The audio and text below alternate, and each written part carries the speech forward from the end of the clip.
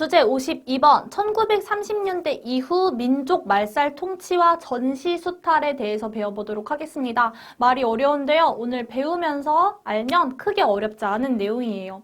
우리가 1910년대와 20년대 일본의 통치 방식에 대해서 배워봤었죠? 기억나나요? 1910년대는 무섭게 통치하는 무단 통치 방식을 활용했고요. 20년대는 3.1운동을 겪으면서 우리한테 잘해주는 척하는 문화 통치를 시행합니다. 자, 그런데 1930년대는 일본 통치 방식이 한 번 더 변화하게 됩니다. 그걸 볼 거예요. 그럼 일본의 통치 방식이 왜 바뀌었는지를 아는 게 중요합니다. 자, 30년대는 경제 대공황을 일본이 맞이합니다. 우리 연예인들이 공황장애라고 겪는 거 하는 거 봤죠? 공황이라고 하는 걸 딱 겪으면 막 무섭고 두렵고 아무것도 안 보이고 막 그런 상태예요. 그런 것처럼 경제 대공황이라고 하는 것도 경제적으로 굉장히 어려운 상황이 되었다라는 거예요. 일본뿐만이 아니라 당시 이때는 전 세계적으로 경제가 폭락합니다. 그러니까 사람들이 나라 자체가 진짜 다 가난해지게 된 거예요. 자, 그러면은 경제 대공황을 사람들이 극복했어야 됐는데 그 나라별로 이 경제적인 문제를 극복하기 위한 방법이 다릅니다. 우리가 용돈이 떨어졌어요. 그러면 부모님한테 조금 더 달라고 부탁을 하거나 아니면 알바를 하거나 조금 참죠. 갖고 싶은 게 있어도. 자, 그런데 일본은 이 경제적인 문제가 어려워지니까 어떻게 했냐면 전쟁으로 문제를 해결하려고 합니다. 마치 우리가 용돈이 다 떨어져서 다른 친구의 돈을 빼앗는 거랑 똑같은 거예요. 일본은 경제 대공황을 맞이하니까 이 경제적인 어려움을 해결하기 위해서 다른 나라들을 침략하고 다른 나라들을 공격해서 그 다른 나라에 있는 물건을 다 빼앗으려고 합니다. 그래서 1930년대부터 1940년 그리고 우리가 해방되는 1945년까지 일본은 전쟁을 계속해서 지속합니다. 그 첫 번째가 만주를 먼저 침략하게 돼요. 중국의 땅이긴 하지만 중국이 약간 관심 밖에 있었던 그 만주 지역이 있었죠. 그래서 1931년에 일본은 만주를 먼저 침략합니다. 자, 일본이 먼저 만주를 침략했어요. 자, 만주를 침략하면 이제 전쟁이 시작된 거죠. 그러면 이제 조선을 뭘로 삼냐면 전쟁을 하기 위한 일본의 군사 창고로서 우리나라를 삼아요. 그러니까 우리나라 전체를 일본의 어떤 군사 창고로 삼는 거예요. 그걸 뭐라고 하냐? 바로 병참 기지화라고 합니다. 즉 병참이라고 하는 건 뭐냐면 군사 창고로 삼는다는 거예요. 우리나라를. 그래서 우리나라에서 어떤 산업이나 공장들은 이제 일본의 전쟁 활동에 필요한 산업들로 다 바뀌어요. 총 만들고 칼 만들고 이런 산업들로 다 바뀌게 되고 일본이 전쟁에 필요한 물건들을 만들어내는 창고로 변하게 됩니다. 그게 바로 병참 기지화 정책이에요.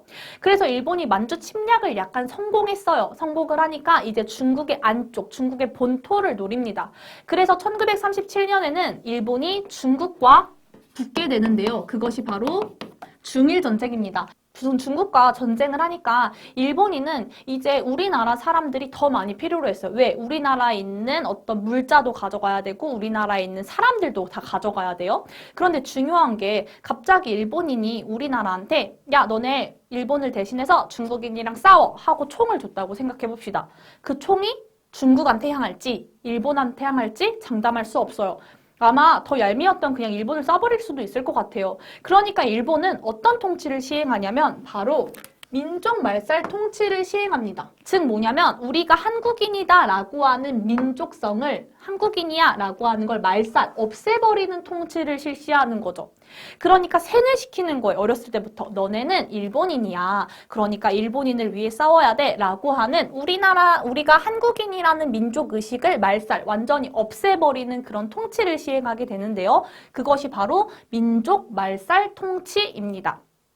그래서 이 민족 말살 통치의 대표적인 방식은요. 먼저 내선일체를 얘기해요. 즉 뭐냐면 일본과 조선은 하나다라고 하는 것을 계속해서 세뇌시킵니다. 그리고 신사참배를 하게 해요. 이 신사라고 하는 곳은 죽은 사람의 위패를 모셔둔 어떤 절을 의미하는데요. 여기에는 어떤 사람들이 있었냐면 전쟁을 일으킨 전쟁 범죄자들이 있었어요. 그런데 이런 전쟁 범죄자들한테 절을 하라고 하는 거예요. 우리가 왜 해야 돼요? 그런데 이런 것들을 강요합니다.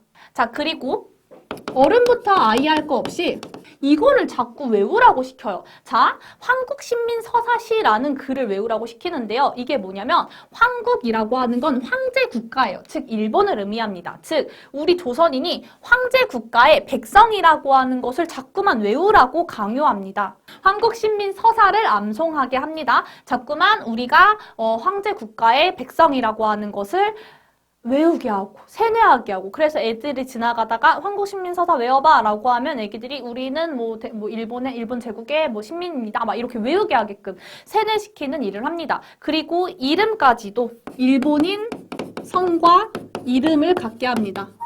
우리 이름을 못 갖게 하고 일본인 성과 이름으로 다 바꿔버립니다. 이렇게 우리가 한국인이라는 민족의식 자체를 없애버리는 통치를 해요. 자, 그런데 이렇게 하는데 전쟁이 점점 더 심해집니다. 전쟁이 점점 더 심해지니까 일본이 1938년에 법을 만드는데 그 법이 바로 국가총동원법입니다. 그러니까 국가에서 모든 사람들을 총동원하는 법을 만들게 됩니다. 자, 그래서 이게 얼마나 큰 아픔을 가지고 왔는지 볼게요. 38년에 국가총동원법을 만들어요. 그래서 이 일본은 만주를 침략하고 중일 전쟁을 일으키면서 전쟁이 더 미쳐서 1941년에는 어디를 기습 공격하냐면 하와이의 진주만을 기습 공격합니다. 미국을 건드리게 된 거죠. 그러면서 41년에 일어났던 전쟁이 바로 태평양 전쟁입니다. 전쟁의 규모가 더 커졌죠. 자, 그러니까 일본은 이제 국가총동원법, 국가에서 마음만 먹으면 모든 걸 동원할 수 있는 이 법을 활용해서 우리나라에서 물건을 마음대로 가져가기도 하고 사람들을 마음대로 가져가기도 합니다.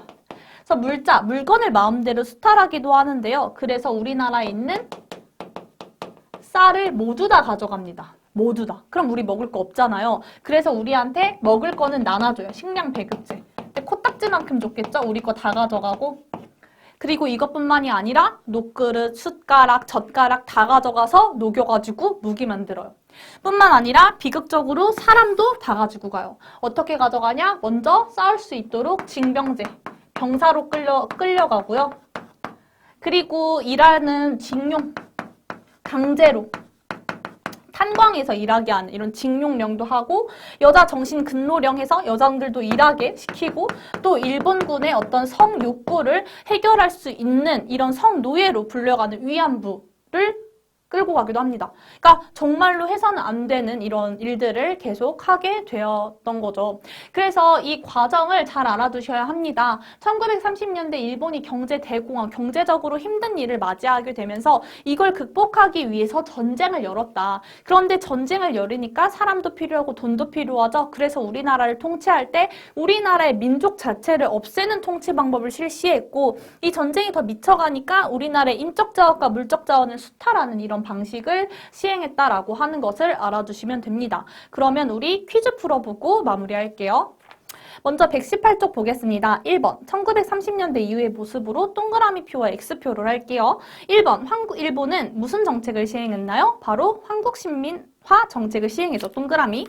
2번, 일본은 한국인에게 신사참배 강요했나요? 맞죠? 동그라미. 3번, 일본은 한국인의 이름을 일본식으로 바꾸게 했나요? 맞습니다. 세 가지 다 동그라미네요. 119쪽 볼게요. 일제는 38년의 전쟁에 필요한 사람과 물자를 수탈할 수 있는 법은 무슨 법이라고 했죠? 국가총동원법이라고 했죠? 거기 동그라미 하고. 자, 3번, 1번. 일제는 일본군의 성적 욕구를 충족하기 위해 여성들을 무엇으로 끌고 갔죠? 위안부로 끌고 갔죠.